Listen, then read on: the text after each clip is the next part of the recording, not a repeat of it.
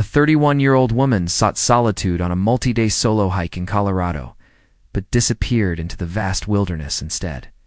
After an intensive search yielded nothing, her trail went completely cold for 2 years, leaving only the question of how such an experienced outdoorswoman could vanish. The first hint of an answer came from the discovery of her degraded gear, and a memory card found concealed in her shoe proved she had left behind a final desperate message. The mandatory attendance briefing for the Denver Police Department's newly promoted command staff commenced promptly at 8 a.m. on September 14, 2015. It was a room defined by rigid punctuality and the heavy weight of expectation, filled with officers stepping into roles characterized by heightened responsibility and intense scrutiny. When the name Officer Crumbita was called during the roll call, it was met only with silence.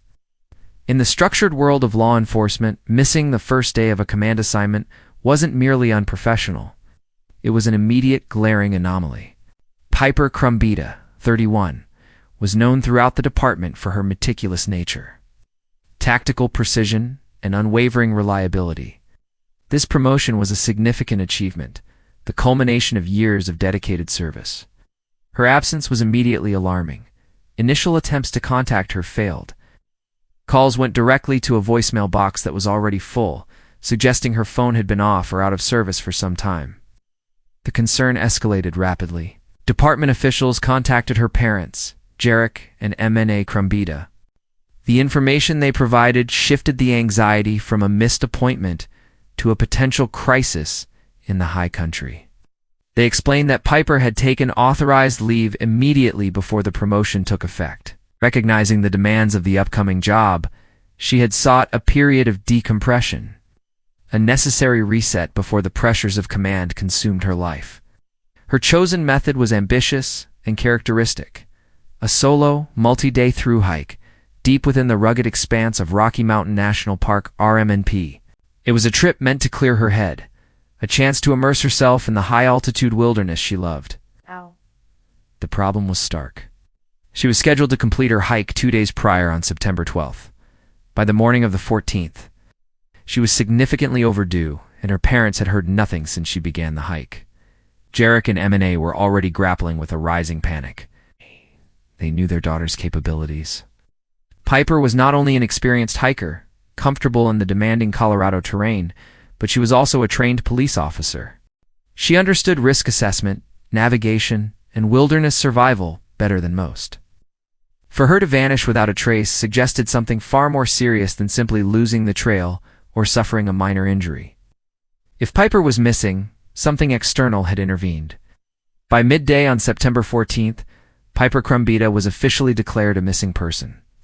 The urgency was palpable. This wasn't a typical case of a lost tourist. This was one of their own. The investigation began at the last known physical location. Park rangers quickly located Piper's vehicle, parked securely at the designated trailhead specified in the backcountry permit she had filed. The car was locked and undisturbed, offering no immediate clues. It sat silently, a stark marker of where her journey began, the surrounding mountains towering overhead, indifferent to the human drama unfolding below. Investigators established the timeline based on the last confirmed contact. It was a brief text message sent to her mother 5 days earlier on the morning of September 9th. Sent from the vicinity of the park entrance, it confirmed she was starting her ascent as planned, and that cell service would soon be non-existent. After that message, the digital trail went cold. Piper Crumbita had shouldered her heavy pack, complete with a blue backpack and a green foam sleeping pad, and walked into the vastness of the Rockies, seemingly dissolving into the thin mountain air. The mobilization in response to Piper Crumbita's disappearance was immediate and massive. Rocky Mountain National Park is a staggering landscape, encompassing over 415 square miles of some of the most rugged high-altitude terrain in the United States. It is a place of towering peaks, deep shadowed valleys, and weather systems that can shift from benign to lethal in a matter of hours. Searching for a single individual in such an environment is an overwhelming undertaking, a race against time and the elements. The initial strategy focused strictly on the itinerary Piper had filed with the Park Service. It was a challenging multi-day loop, traversing well-known passes and established camping zones. By the morning of September 15th, The park was inundated with personnel: park rangers, specialized search and rescue SAR teams, volunteers, and officers from the Denver PD converged, establishing a command center near the trailhead. The atmosphere was one of focused intensity, the air thick with the thrum of helicopter rotors and the crackle of radio communications. The aerial search was relentless. Pilots navigated treacherous wind currents, conducting low-altitude grid searches, scanning the vast expanses of alpine tundra and dense forests below. They looked for any sign of disturbance, any flash of unnatural color that might indicate the presence of a campsite or discarded gear. On the ground, dog teams were deployed, attempting to catch any scent trail before the elements washed it away. The searchers pushed themselves to the limits of physical endurance, battling the effects of altitude and the emotional weight of searching for a fellow officer. They knew that if Piper was immobilized, she would have the training to signal for help, conserve her resources, and make herself visible. Yet, day after day, the teams returned exhausted and empty-handed. Jarek and M&A Krumbita arrived at the command center, their faces etched with anxiety. They provided investigators with exhaustive lists of Piper's gear, down to the color of her water bottles and the brand of her hiking shoes. They described her hiking habits, her meticulous preparation, and her cautious nature. They clung to the hope that her skills and experience would keep her alive until help arrived. Simultaneously, detectives in Denver began the routine but necessary background investigation. They examined Piper's life, looking for any hidden stressors or conflicts that might explain her disappearance. They reviewed her recent case files, searching for disgruntled suspects who might have sought retaliation. They examined her financials, her communication records, and her personal relationships. The results were uniformly negative. Piper appeared to be in a good place, with no unusual activity, financial distress, or personal conflicts noted. The investigation confirmed what everyone suspected. The answer was somewhere in the mountains. Days stretched into a week. Initial saturation of her planned route yielded nothing. No discarded gear, no signs of a disturbed campsite, no indication she had even made it past the first day's ascent. It was baffling. How could such an experienced hiker vanish without a trace on a marked trail system? The wilderness remained stubbornly silent. It was during this period of stalled progress that investigators uncovered an unusual detail that dramatically shifted the focus of the search. While examining Piper's financial records and local purchases, detectives found a requisition form from a specialized mountaineering outfitter in Boulder, dated 3 weeks before her trip. The form detailed a request for high-end technical ice climbing gear, specialized crampons, ice axes, ropes, and anchors designed for glacial travel. This equipment was far beyond what was necessary for the thru hike she had planned. More importantly, the requisition had been canceled by Piper herself just 2 days after it was submitted. This discovery ignited a new alarming theory. Had Piper planned a secret, unauthorized detour? Was the filed itinerary a decoy? Investigators knew that Piper was ambitious and constantly sought to push her physical limits. The canceled requisition suggested she had been contemplating a highly technical ascent, perhaps into one of the park's remote and treacherous ice fields. It was a compelling narrative. A skilled officer seeking a final, extreme challenge before settling into a desk-heavy promotion might have decided to attempt a difficult climb spontaneously, even after canceling the gear rental. If she had fallen or become trapped in one of these high-altitude glacial areas, the chances of locating her were slim. The terrain was unforgiving, the conditions extreme. This lead felt tangible, a behavioral clue that seemed to fit Piper's personality. Authorities made the difficult decision to divert significant resources to this new possibility. The operation shifted from a standard wilderness search to a high-risk technical rescue mission. Specialized alpine teams, trained in glacial travel and crevasse rescue, were deployed to specific areas associated with the research found near the requisition paperwork. These areas were remote, far from any established trails, characterized by unstable ice and the constant threat of avalanche. The search operation in the ice fields was grueling and dangerous. The environment was stark, a world of blinding white and deep-shadowed gray. The silence was broken only by the roar of the wind and the crunch of crampons on ice. Helicopters navigated treacherous downdrafts to insert teams onto the glaciers. The pilots performed maneuvers that pushed the limits of their aircraft, hovering precariously close to the ice faces to allow observers to scan for any sign of color against the monochrome landscape. On the ice, the teams moved methodically, roped together, the tension visible in their movements. They used long poles to probe the snowpack for hidden crevasses, gaping chasms in the ice where a fall would be fatal. They employed specialized listening devices, hoping to detect any sound beneath the surface. They searched for days, battling altitude sickness, dehydration, the psychological toll of operating in such a hostile environment. Every dark shape on the ice, every shadow in a crevasse, raised the possibility of a discovery, only to be dismissed upon closer inspection. The risks taken by the SAR teams were considerable. The operation was fraught with peril. During one particularly grueling ascent, a localized avalanche was triggered by the shifting ice. The roar of the cascading snow and debris echoing through the valley.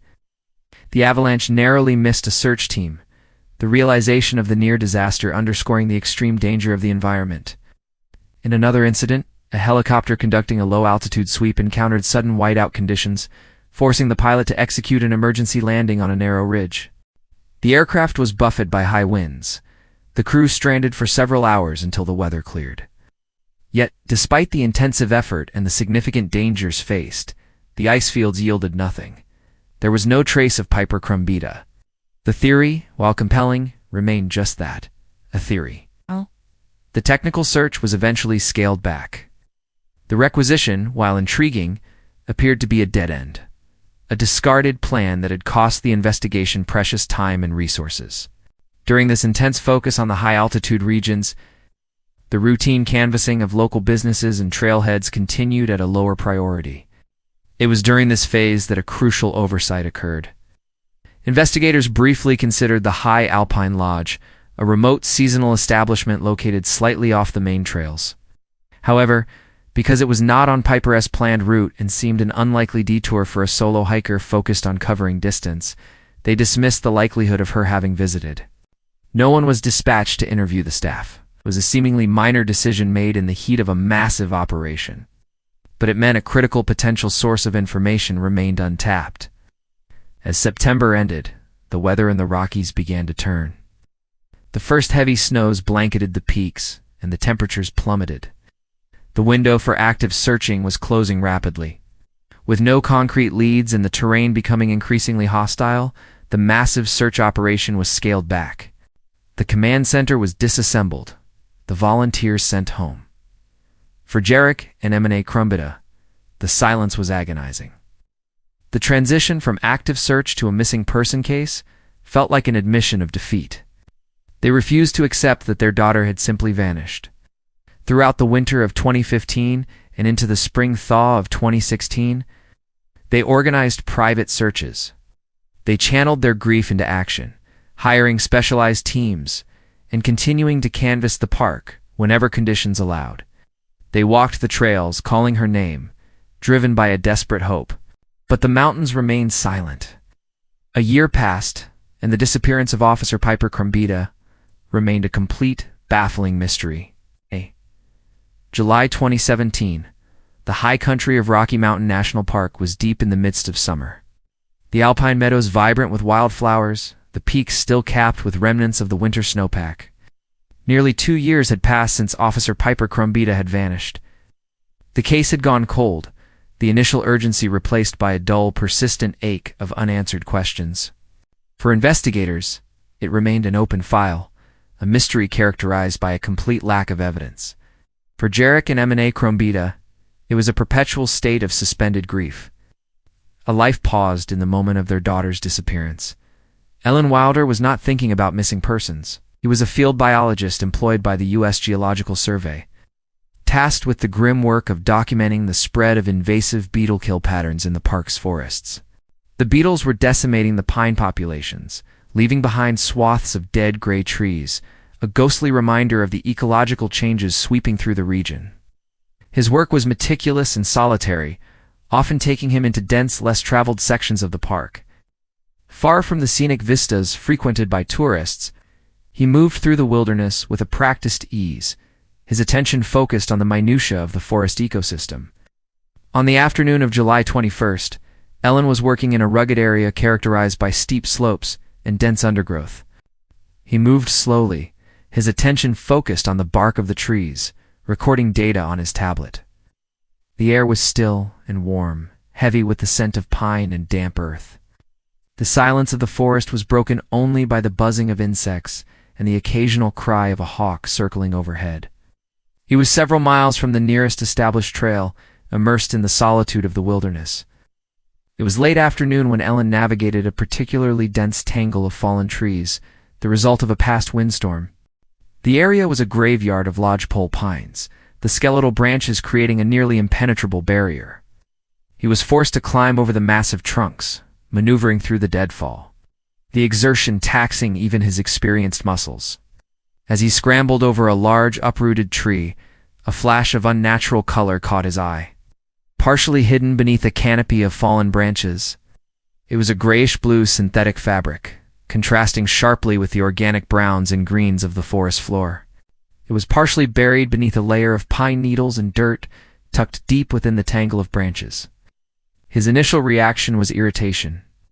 Despite the park's strict regulations, littering remained a persistent problem, even in these remote areas. He assumed this was another instance of carelessness. Expensive gear abandoned by irresponsible campers who didn't respect the wilderness ethic. Muttering under his breath about the disrespect for the pristine environment, he approached the object, intending to collect it and pack it out. It was a small dome-style tent, but it was in a state of extreme disrepair. The fabric was tattered and stained with dark patches of mold and dirt. Several holes were ripped in the material, the fabric stiff and foul-smelling. It didn't appear to have been set up as a campsite. Rather, it looked as if it had been blown there by the weather, coming to rest against the fallen trees, where it had remained hidden for a significant period. The scene felt desolate, abandoned, a silent testament to the relentless passage of time. Ellen began the process of cleaning up the mess. He pulled the tent fabric, intending to bundle it up. The smell of mildew and decay was strong. As he did so, several items spilled out from the folds of the material. Degraded clothing, a fleece jacket, hiking pants, a pair of socks, and a pair of hiking shoes found near the tent.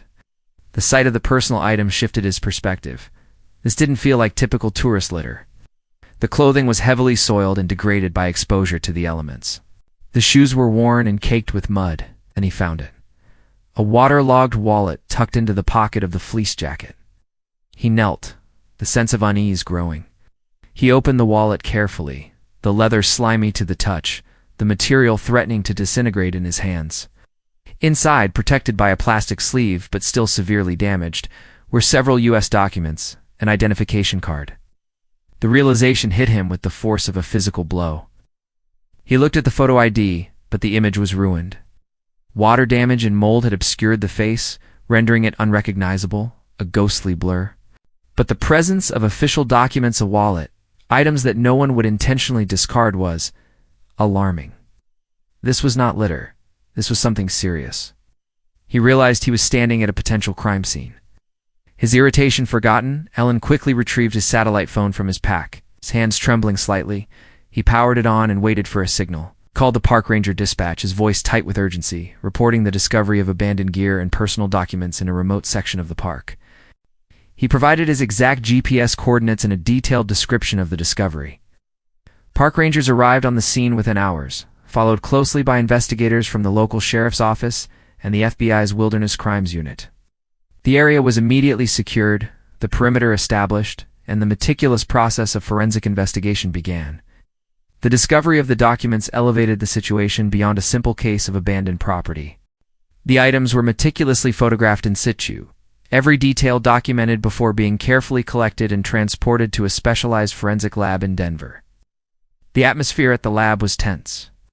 The discovery of potential evidence in a long, cold missing person case generated a mixture of hope and apprehension. At the lab, the process of cataloging the evidence began immediately. The air in the examination room was sterile, a stark contrast to the organic decay of the discovery site. Each item was examined under bright lights, analyzed for any trace evidence. The degraded documents were prioritized, sent to a specialist for restoration attempts. A forensic technician tasked with examining the clothing and footwear picked up one of the hiking shoes.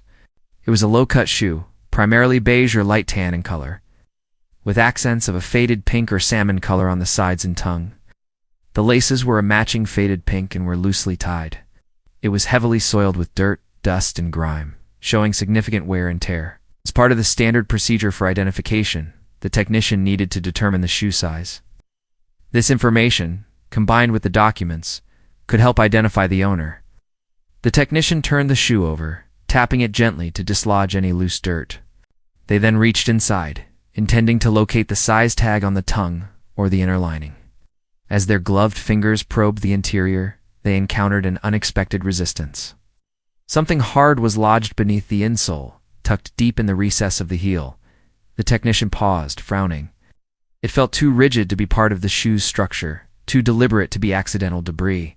They carefully peeled back the worn insole. Tucked underneath, intentionally concealed, was a small rectangular object. The technician's breath caught. He recognized it immediately. The room fell silent as they used a pair of forceps to carefully extract the object. It was a black SD memory card. The discovery electrified the lab. The technician held the card up, grasping it delicately between the thumb and forefinger of their gloved hand. The gold-colored connectors were visible, dull with corrosion, but the casing appeared intact. In the context of a potential crime scene, a hidden memory card was a profound discovery. It implied intent, a conscious decision to preserve information. The realization settled in. Someone had hidden this card, hoping it would eventually be found. The implications were staggering. After 2 years of silence, the mountains had finally yielded a clue. A potential voice from the past contained within a tiny piece of plastic, hidden inside a dirty hiking shoe. The 2-year silence was suddenly, dramatically broken. The discovery of the SD card instantly shifted the trajectory of the investigation. But even before the card could be analyzed, the other items found at the scene provided the first major breakthrough in the case. The specialized team working on the degraded documents managed to recover enough fragmentary information, a partial name, a date of birth from the waterlogged identification card to cross-reference with active missing person cases. Simultaneously, the specifics of the gear, the brand of the tent, the model of the hiking shoes, the type of clothing, were compared with the exhaustive lists provided by Jarek and M&A Krumbita in 2015. The match was definitive. The abandoned gear belonged to Piper Krumbita. The confirmation brought a wave of complex emotions. For the Krumbita family, it was a devastating confirmation that Piper had likely met a tragic end in the wilderness. Yet it also offered the first tangible connection to their daughter in 2 years. It ended the agonizing uncertainty, replacing it with the harsh reality of loss. For the investigators, it validated their efforts and added a layer of profound significance to the discovery. The focus of the investigation shifted from a missing person case to a potential homicide investigation. The focus immediately turned to the SD card. The context of the discovery was crucial. Piper Krumbita was not just a hiker. She was a trained police officer. She understood evidence preservation, chain of custody, and the importance of documentation. The fact that the SD card was intentionally hidden inside her shoe beneath the insole was profoundly significant. It was a deliberate act, a calculated decision made under extreme duress. Investigators were certain the card contained crucial evidence, perhaps images of an assailant, a video recording of the events leading up to her disappearance, or a final message detailing what had happened. They theorized that Piper, anticipating her fate, had hidden the card to preserve the information, choosing a location that was unlikely to be disturbed, but certain to be examined if her gear was ever found. It was a testament to her training and her resilience, a final act of defiance. The SD card represented the single most important piece of evidence in the case. It held the potential to solve the mystery of Piper Krumbita's disappearance. The card was rushed to a specialized digital forensics lab at the Colorado Bureau of Investigation, prioritized above all other cases. The anticipation was palpable. Answers seemed within reach. At the lab, the atmosphere was electric. The team of digital forensic experts understood the stakes. They began the process of data extraction immediately, but the initial attempts met with immediate failure. The card, despite being sheltered within the shoe, had been exposed to the elements for 2 years. The constant fluctuations in temperature, the freezing cold of the Rocky Mountain winters, and the heat of the summers, combined with the moisture that had seeped into the shoe, had caused severe degradation to the internal components. The card was physically intact, but the data stored within the microchips was severely corrupted. The internal circuitry was damaged, the memory sectors degraded, the initial read attempts failed. The specialized software designed to recover deleted or damaged data could not recognize the file structure. The card was unresponsive, inert. The data appeared unsalvageable. The setback was crushing. The realization that their only significant lead, the potential voice of the victim, might be useless devastated the investigators. The hope that had surged with the discovery of the card faded, replaced by a familiar sense of frustration. The Krambita family was informed of the situation, adding another layer of anguish to their prolonged suffering. They had been so close to answers only to have them snatched away by the cruel indifference of time and the elements. But the lab team refused to give up. They escalated the recovery efforts, employing advanced techniques rarely used outside of high-level national security cases. They attempted to bypass the corrupted controller chip, intending to read the data directly from the memory modules. This required a process known as chip-off forensics, where the memory chips are physically removed from the card's circuit board and placed in a specialized reader. The process was delicate and fraught with risk. The internal components of the SD card were microscopic, requiring specialized equipment and steady hands. The technicians worked under high magnification, meticulously cleaning the internal circuitry and attempting delicate micro-soldering to repair the damaged connections. The team worked around the clock, fueled by adrenaline and the weight of expectation. The specialized equipment hummed constantly, a soundtrack to the tedious effort of rebuilding a digital life from the brink of oblivion. A critical moment occurred during an advanced attempt to dry the card's internal microcomponents using a specialized heating process. The procedure was designed to remove any residual moisture that might be interfering with the electrical signals. But the degraded state of the card made it unpredictable. The internal components were fragile, the tolerances microscopic. The technicians monitored the process closely, the tension in the room palpable.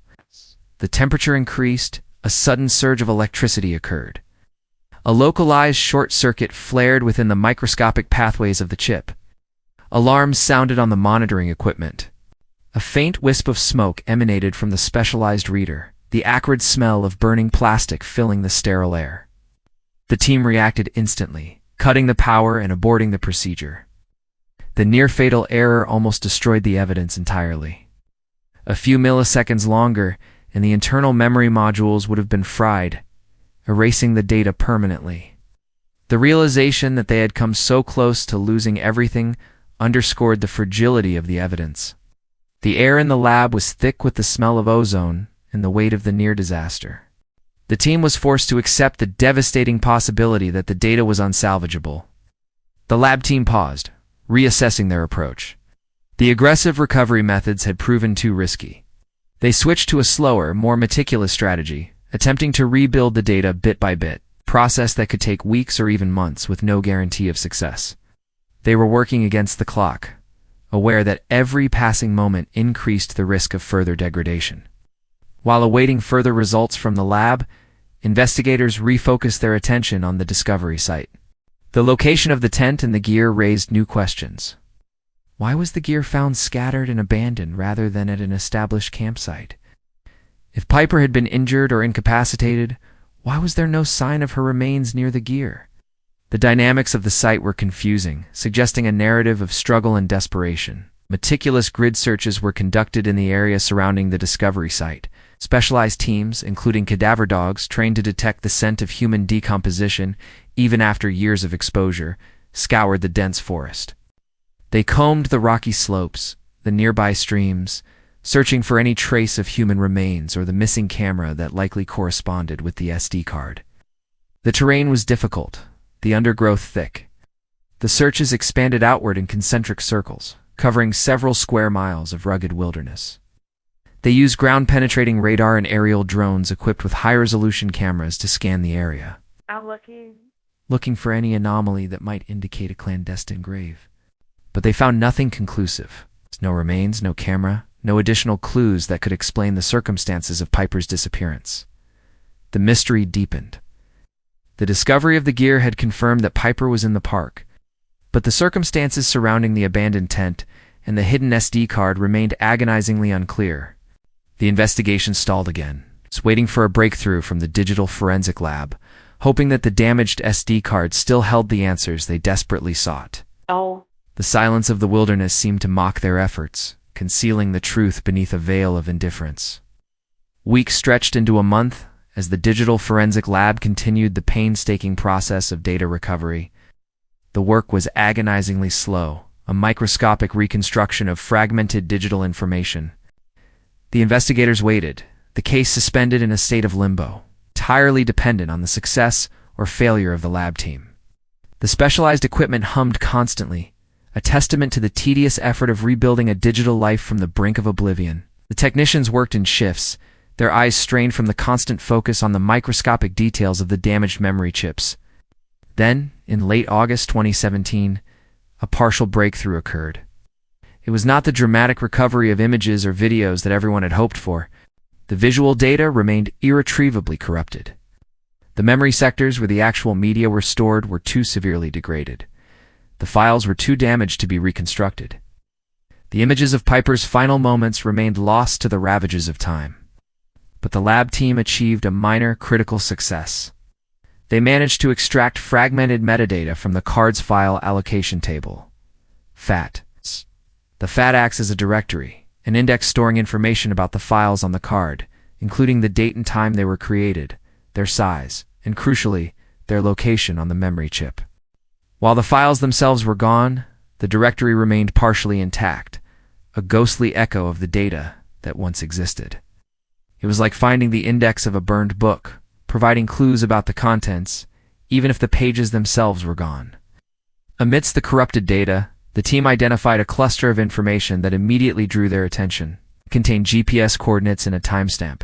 Coordinates corresponded to a date shortly after Piper's initial disappearance in September 2015.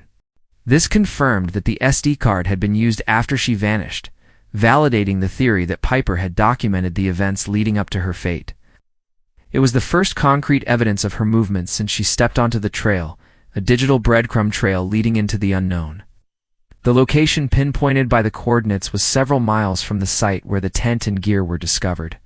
It was in a remote, rugged area of the park known for its complex karst topography, a landscape characterized by limestone formations, sinkholes, and caves. It was an area rarely visited by casual hikers, known only to experienced outdoorsmen and specialized researchers. The terrain was notoriously difficult to navigate, riddled with unmarked caves and unstable rock formations. The discovery of the coordinates injected a new sense of urgency into the investigation. It provided a specific location, a target for a focused search operation. The implications were profound. If Piper had been at these coordinates, the answers to the mystery might be found there. Authorities immediately organized an expedition to the location. Given the difficult terrain and the potential complexity of the cave system, a specialized search and rescue tactical team was assembled.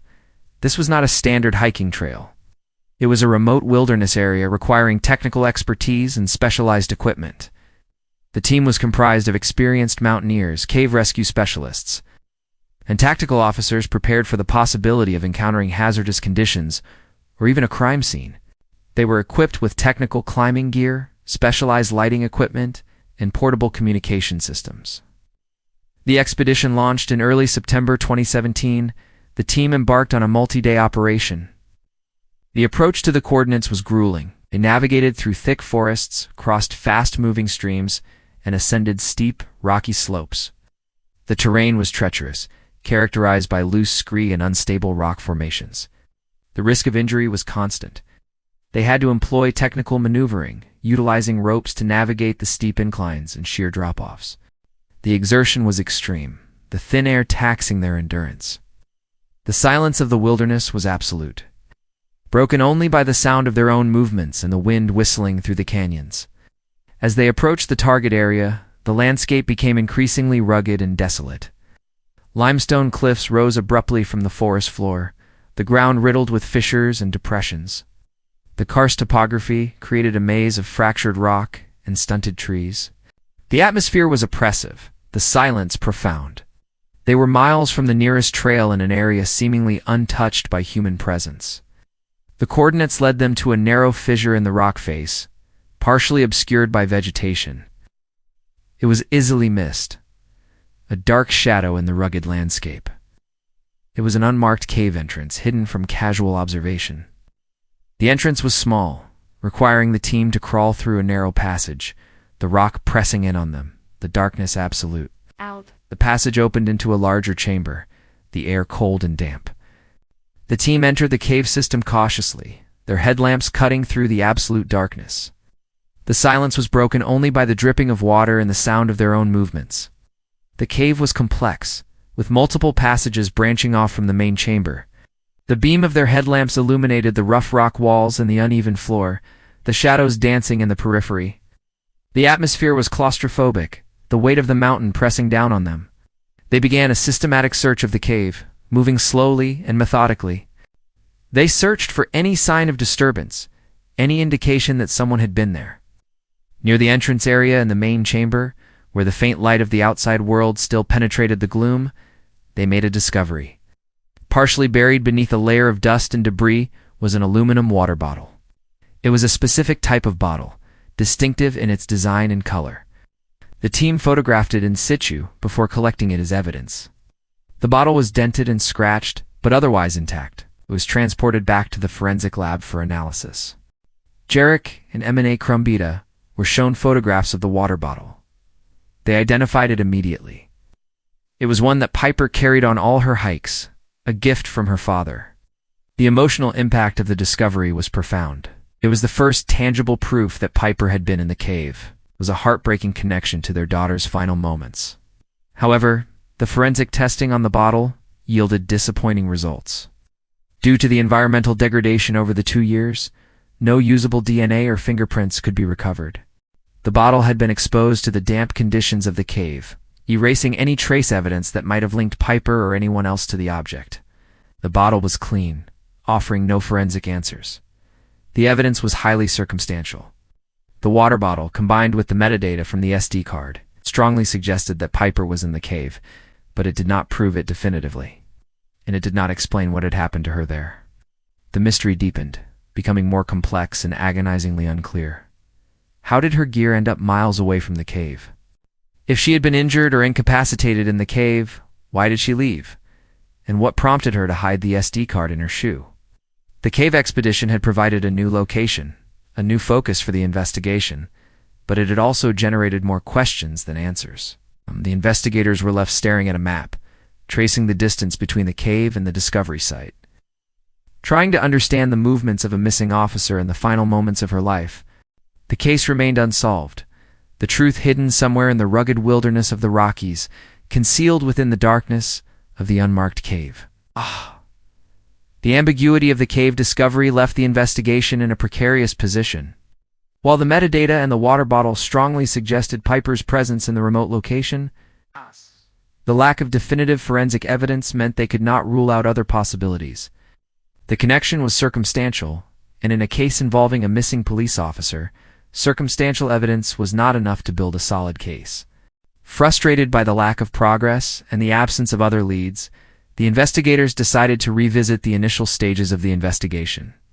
Looking for any oversight or missed opportunity from the 2015 search, they needed to find a human element, a witness, something that could provide context to the fragmented digital evidence. They began a meticulous recanvass of every location near the park boundaries, including those that had been dismissed during the initial investigation.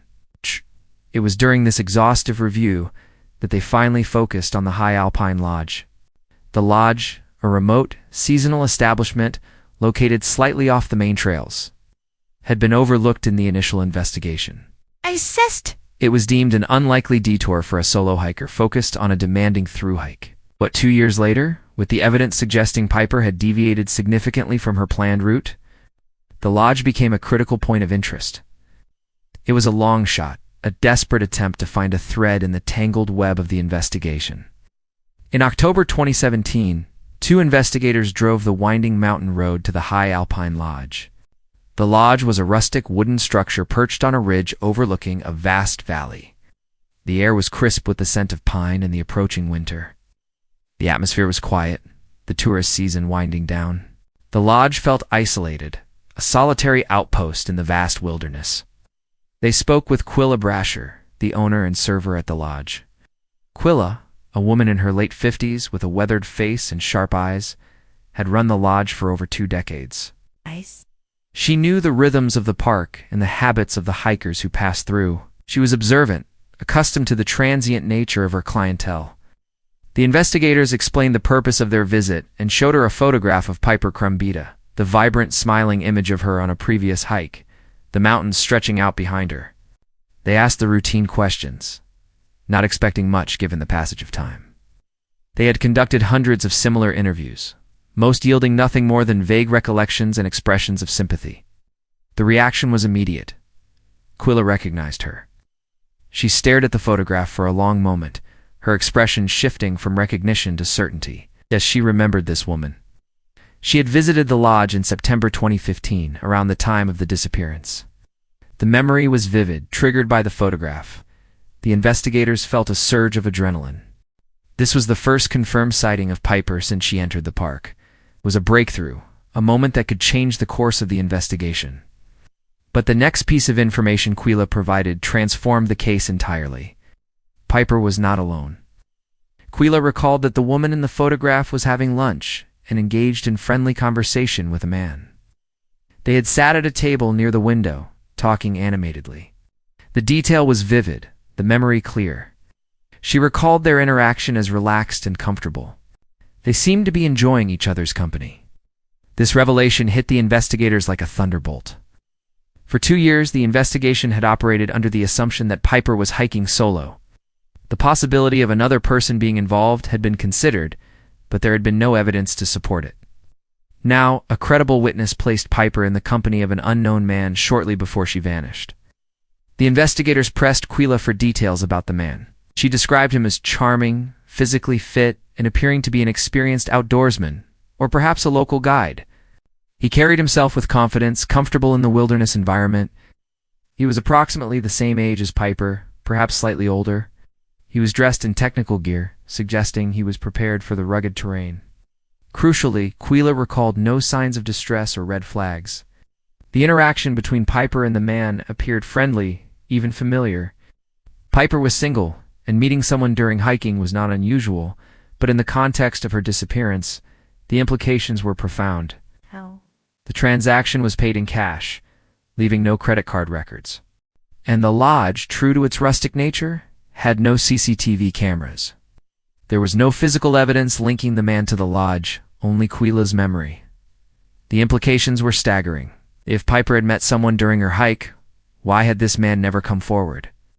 In a high-profile missing person case involving a police officer, it was inconceivable that someone who had shared a meal with the victim shortly before her disappearance would remain silent.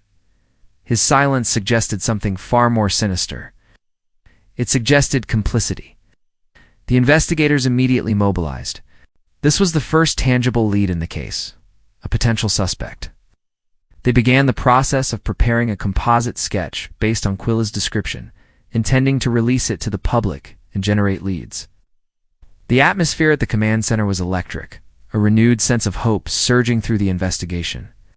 They cross-referenced the description with known local guides, park employees, and anyone with a history of operating in the area.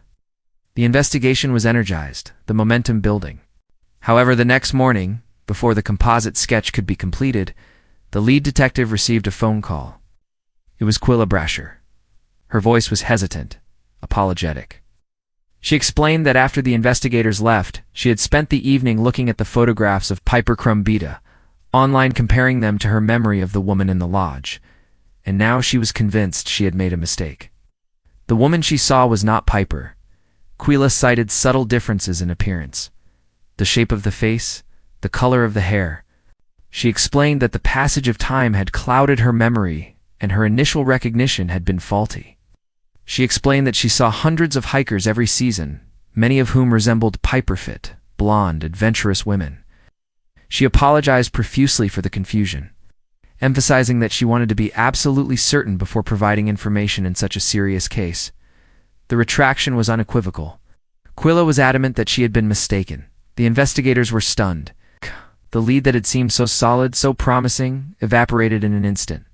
They pressed Quilla, questioning her sudden change of heart. Had someone contacted her? Had she been threatened? They looked for any sign of coercion or intimidation, but Quilla insisted that the retraction was genuine. She simply realized she had been mistaken. Her demeanor was sincere, her regret palpable. Faced with the witness's unequivocal retraction and a complete lack of corroborating evidence linking Piper to the lodge, the investigators were forced to make a difficult decision. They downgraded the lead, assuming Quilla's memory was genuinely faulty. Eyewitness testimony is notoriously unreliable, especially after a significant passage of time. The possibility of an unknown man remained, but without a credible sighting, it was impossible to pursue. The investigation stalled again, the frustration mounting. The breakthrough that had seemed so close had slipped through their fingers. The case returned to a state of inertia, the mystery of Piper Crumbada's disappearance seemingly destined to remain unsolved. The mountains kept their silence, the truth hidden beneath a veil of shifting memories and missed opportunities. The trail had gone cold once more, leaving the investigators with nothing but the silent wilderness and the unanswered questions. By the spring of 2018, the investigation into the disappearance of Piper Crumbada had gone completely cold. The discovery of the gear, the hidden SD card, the metadata pointing to the cave-all had led to dead ends.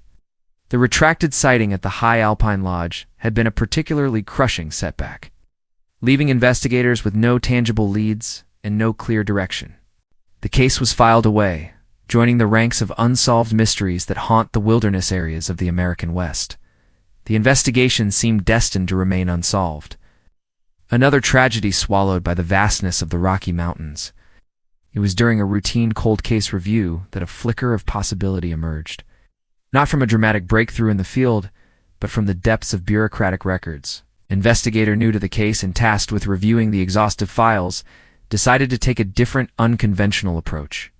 Instead of focusing on the wilderness aspects of the case, they began a deep dive into Piper's professional background, looking for any connection.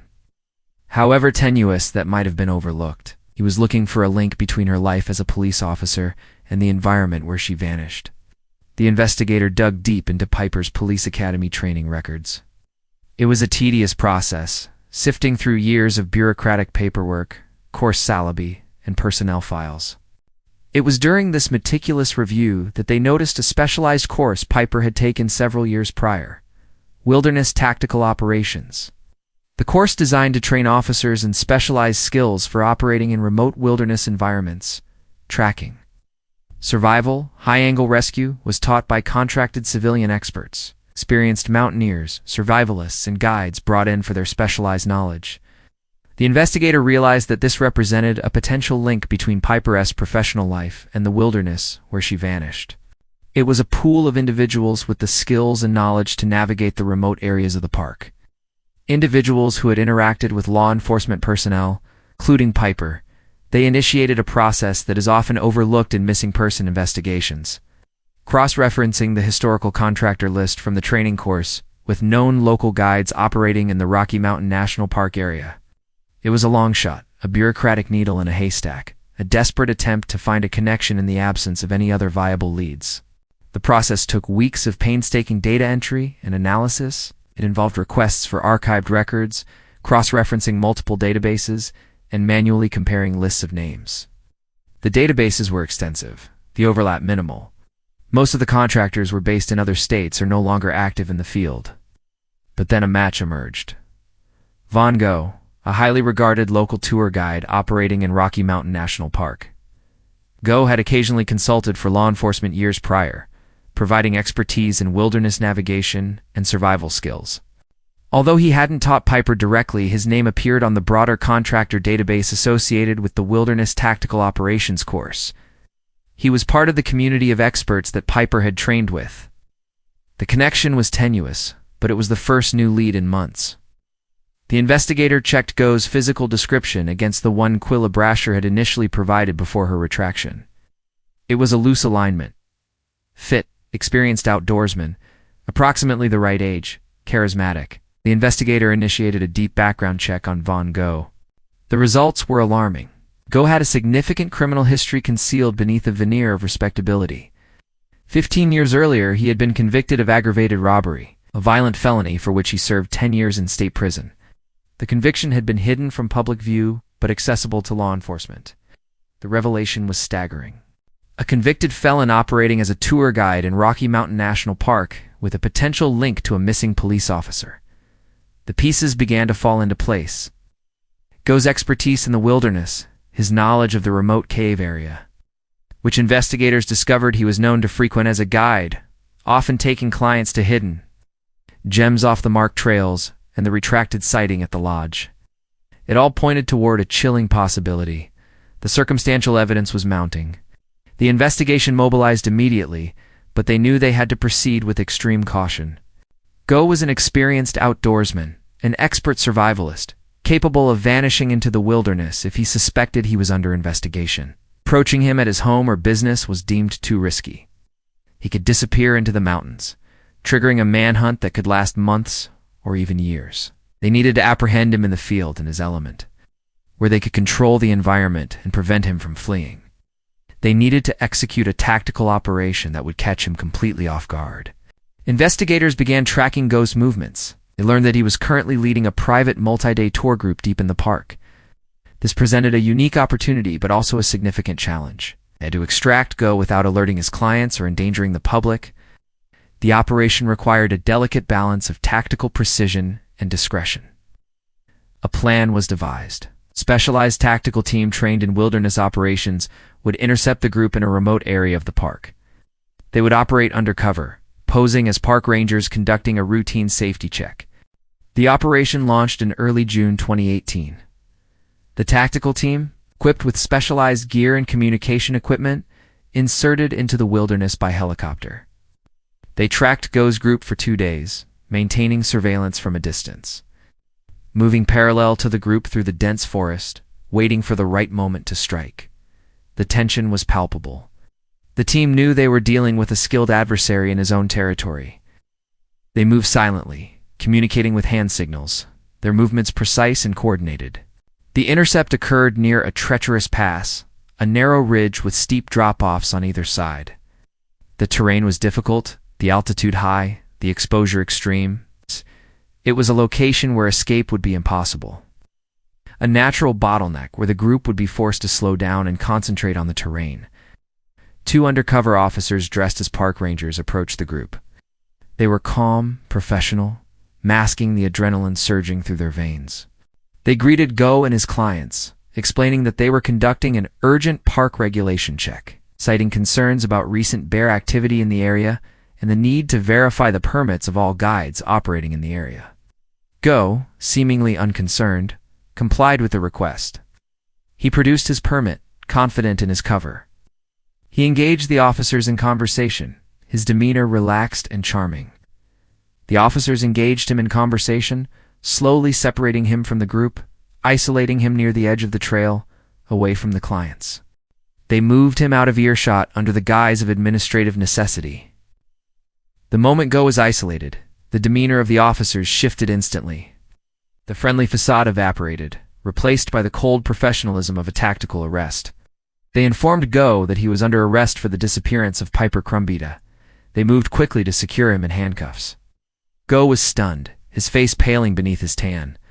The realization of his situation hit him with the force of the mountain wind. He realized too late that he had been outmaneuvered. The arrest was executed swiftly and professionally. The extraction was executed flawlessly. The clients were unaware of the true nature of the operation until Go was led away. Escorted by the tactical team, he was airlifted out of the park and transported directly to an interrogation room in Denver. Go was transported to a secure facility in Denver and brought in for questioning. The interrogation room was small, the atmosphere sterile. The investigators laid out the evidence against him, the connection to the police training database, his expertise in the remote cave area, the implication of the metadata from the SD card, and his hidden criminal past. They also mentioned the initial identification by Quilla Brasher, implying they had an eyewitness placing him with Piper at the lodge. Go initially denied any involvement, maintaining his composure, relying on his charisma and his reputation as a respected guide, but the weight of the circumstantial evidence was overwhelming. The investigators pressed him, highlighting the inconsistencies in his story, the gaps in his timeline. They painted a picture of a man trapped by his past, confronted with the consequences of his actions, Faced with the mounting evidence and realizing that the investigation had uncovered his hidden past, Go's facade began to crack. He understood the gravity of the situation. A missing police officer. A hidden criminal history. The implications were catastrophic. Realizing that cooperation might offer his best strategy for a potentially reduced sentence, Go made a decision. He decided to confess. The silence in the room was absolute as he began to recount the events of September 2015, finally revealing the fate of Piper Krumbita. Go's confession detailed a narrative of chance encounter, rapid intimacy, and sudden, unpremeditated violence.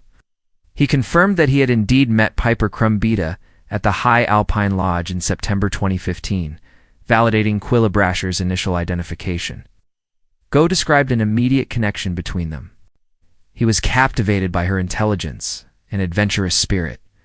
She was drawn to his confidence and expertise as a wilderness guide. The chemistry was undeniable. They decided to hike together, abandoning their respective solo plans. The interaction quickly turned intimate.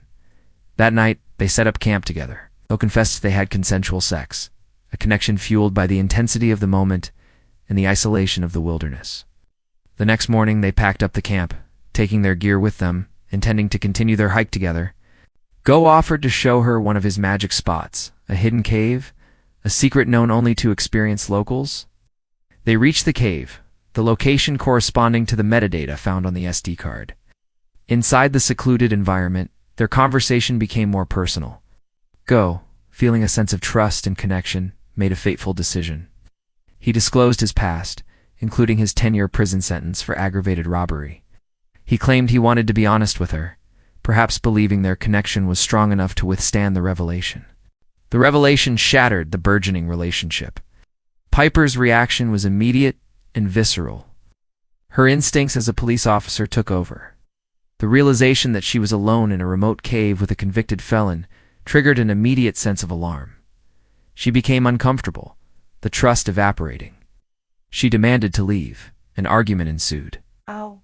The confrontation escalated quickly. Go claimed that Piper became agitated and slapped him, a reaction fueled by anger and betrayal. He reacted instinctively, shoving her forcefully. The confined space of the cave amplified the violence of the act. Piper fell backward, striking her head violently on a sharp rock formation. She lost consciousness instantly. Go panicked. He checked her pulse, finding it faint and erratic. Believing he had killed a police officer, the realization of the consequences paralyzed him. Fearing a life sentence, he made a split-second decision. He fled the cave, leaving Piper and her gear behind, desperate to escape the scene of the crime. Based on Go's confession and the evidence collected, investigators constructed a final theory of Piper Krumbita's last moments. They believed Piper regained consciousness after Go fled, likely severely injured with a traumatic brain injury and disoriented. Recognizing the gravity of her situation, her police training kicked in. She attempted to document her situation, explaining the SD card metadata, though the camera was never found. Likely lost or discarded during the subsequent events, before hiding the card in her shoe as evidence. They theorized that Piper, driven by a desperate will to survive, managed to retrieve her tent and essential gear from the cave and attempted to hike out of the remote area. Her injuries were too severe. She traveled several miles before collapsing, the gear scattering where it was eventually found by Ellen Wilder. She succumbed to her injuries or the elements alone in the wilderness. A final intensive search operation was launched in the difficult terrain between the cave and the gear discovery site. Utilizing details from Go's confession, the search was arduous, the terrain treacherous. During this exhaustive effort, specialized cadaver dogs located Piper Krumbita's skeletal remains deep beneath a rock overhang, hidden from view. The discovery of the remains corroborated Go's account. The forensic analysis confirmed the identity of the remains, and the presence of a severe head injury consistent with the fall described by Go. Vaughn. Go subsequently pleaded guilty to manslaughter and was sentenced to 20 years in prison. For Jarek and M&A Krumbita, the discovery of their daughter's remains brought a devastating closure, ending years of agonizing uncertainty, allowing them to finally mourn the tragic loss of a dedicated officer and a beloved daughter. The case of Piper Krumbita is a tragic reminder of how a search for solitude can intersect with hidden dangers.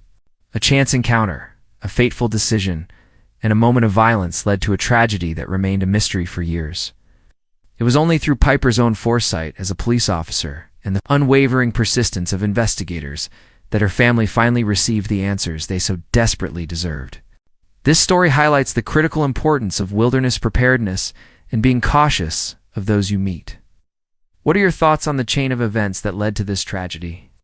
Let us know in the comments below. If you appreciate these deep dives into complex cases, please like this video and subscribe for more.